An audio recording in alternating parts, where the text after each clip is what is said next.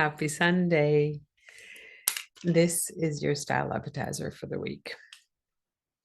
And what I'm about to talk about, you may think has nothing to do with style or dressing or the way we show up, yet it has everything to do with all of it. So here's the topic for this week. The topic is, who are you being when the things in your life aren't going right? And I'm in a very specific domain, which is the domain of loss. When you actually have lost someone in your life who has been very dear to you, father, mother, sibling, a cousin, your best friend, God forbid, children. So the reason why I'm talking about this is because we just had a major holiday, and we speak a lot about the loss. We speak about those that we remember. And in the tradition that I come from, when someone chooses to go over to the other side, and I'm saying chooses to because it's like we always think that it's been done to us. And I'm using those words specifically because it's not about us being hurt, the ones who are left behind. It's about there's a force in the universe that takes that person chooses, that soul chooses to transition. And so I don't want you guys to get like pissed off at this, but there's different traditions that think that are of the belief that we choose to come into this world and we choose to leave this world. Now, you may not think that, I may not think that, but there's different thoughts of school about this. So the person is not there anymore, alive in the body. And how are we being with that? You know, many people feel that they've been gypped.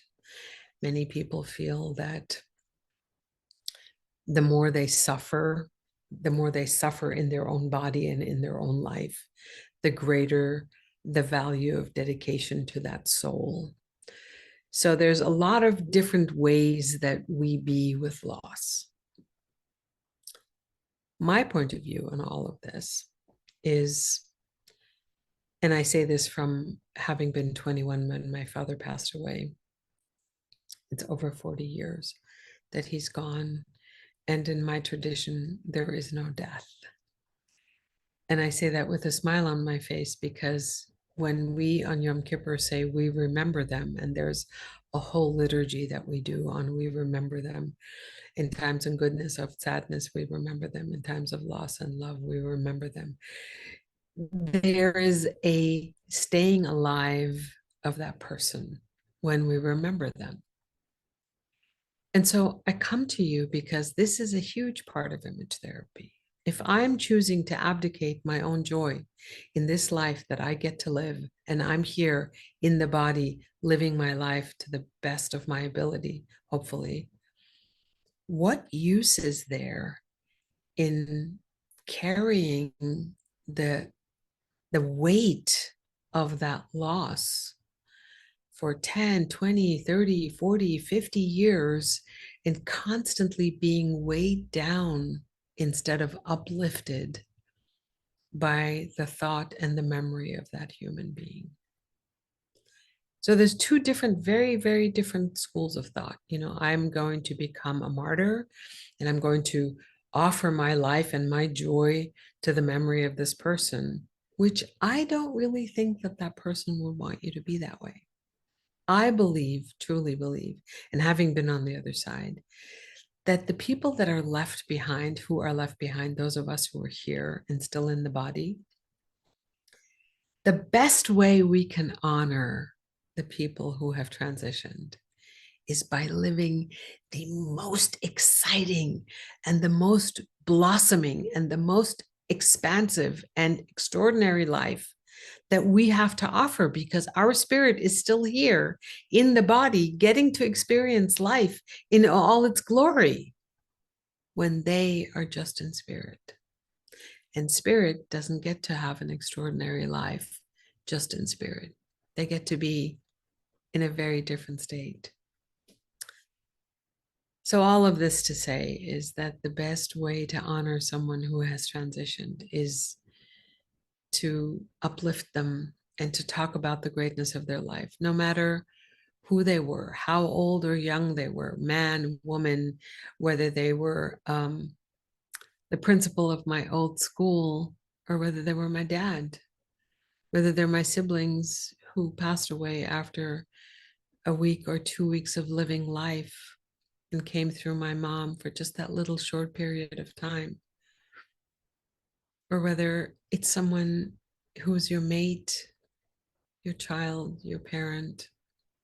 The best way, I believe, to honor them and to love them and to continue to have their memories be alive is to bring out the greatness in you so their greatness can show up in your stories and you're living your life the best way you know how with the gifts that they gave us, however long they were here. They are the tapestry that made a piece of who we are the way we are. I can surely tell you that about my father. And I can for the siblings that my mom gave birth to. And I never met them. They were here for a very short period of time, yet they have left an indelible mark on my life because they came through my mom. I saw her in those pregnancies. They have touched my world in many different ways. And so for me, it's not a loss, it's a love that I've gained. So I wanted to share that with all of us. And what does that have to do with image therapy? It's very simple. Their blessing keeps impacting my daily life. The loss of my friends from high school, the loss of my siblings, the loss of my father, the loss of my grandma and aunties who were all amazing healers. Everyone from actors to the people in my family, to the people that I love, to one of the men I used to date who put a bullet through his head. And I found out about it 2 years later. We weren't together anymore. But every one of them has brought something magical and wonderful into my life.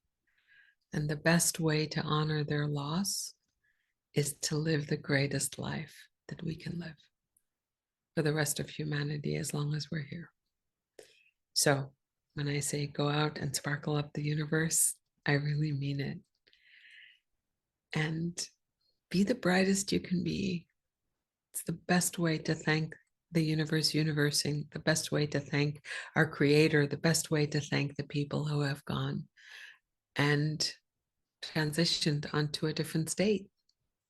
So I for sure know that when I'm gone, I want you all to be partying and image therapy and sparkling up the universe and telling other people which corner of the universe are you lighting up today? So we're all going to go at some point. And the best way to remember them is to remember them and remember stories and brilliance and joy and delight and cook their recipes and tell their little, things that they used to say and imitate them. That's how we stay alive in people's hearts. So I love you. Have a most amazing Sunday. And tell me which corner of the universe you're lighting up today. And go love on someone. Take someone who's transitioned and bring them to life through their stories, through what they taught you, through their song and their serenity and their love. There's millions of ways to have someone stay alive.